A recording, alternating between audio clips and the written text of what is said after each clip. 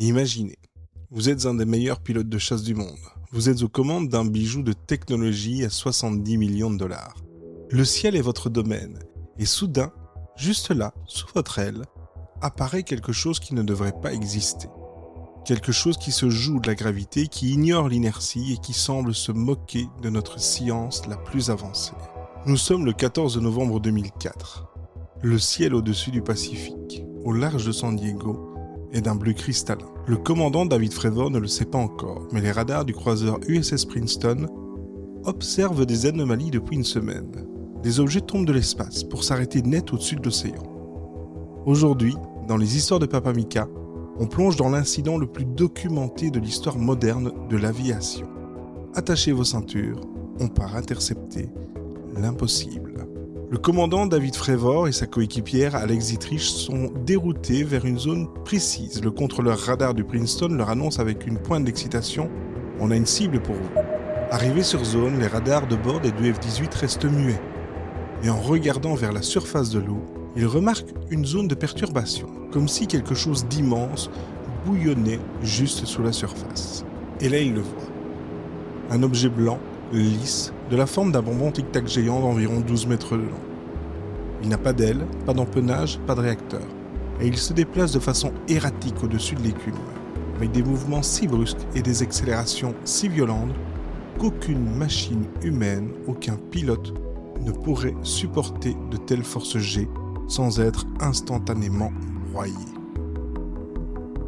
David Fravor décide de descendre pour voir de plus près. Il entame une spirale vers l'objet. Ce qui se passe alors est digne d'un film. L'objet imite sa manœuvre. Il commence à monter en spirale, faisant face au chasseur de Fravor. C'est un face-à-face à des milliers de mètres d'altitude, une sorte de danse d'observation entre deux mondes. Fravor tente de couper la trajectoire pour se rapprocher davantage.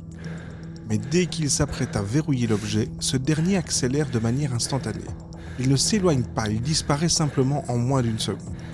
Fravor dira plus tard, c'est comme si vous tiriez sur une balle de golf avec un élastique.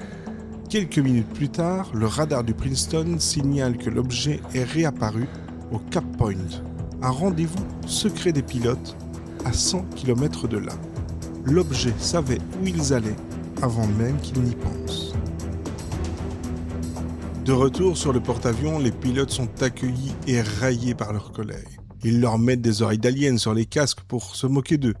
On ne les croit pas. Mais quelques heures plus tard, un autre pilote, Chad Underwood, décolle avec une caméra infrarouge perfectionnée. Il réussit à filmer l'objet et à obtenir un verrouillage radar partiel malgré les tentatives de brouillage électronique venant de l'appareil. C'est la célèbre vidéo FLIR 1 que le monde entier finira par découvrir en 2017. Pendant 13 ans, l'armée a nié ou gardé le silence. Aujourd'hui, David Fravor a témoigné sous serment devant le Congrès américain. Ce n'est plus une histoire de science-fiction racontée autour d'un feu de camp.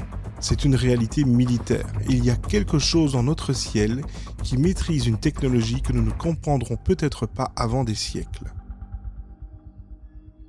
L'incident du Nimitz n'est pas une histoire de pilote ou de radar. C'est la preuve que même nos instruments les plus sophistiqués ne capturent qu'une infime fraction de la réalité qui nous entoure.